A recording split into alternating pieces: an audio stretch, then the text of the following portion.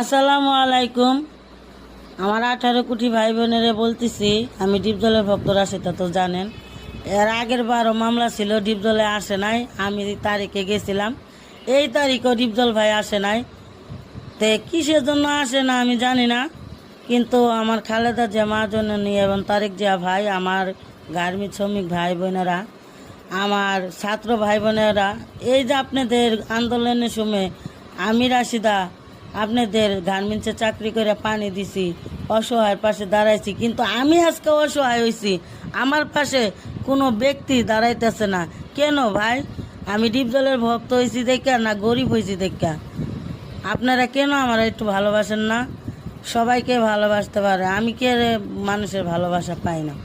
এই ডিপজল সন্ত্রাস চাঁদাবাজ ডিপজল, সে অন্যায় করে সে বুক ফুলে হাঁটতেছে, আর আমি অন্যায় না করে আমি ঘরতনে বাইরে হইতে পারতেছি না।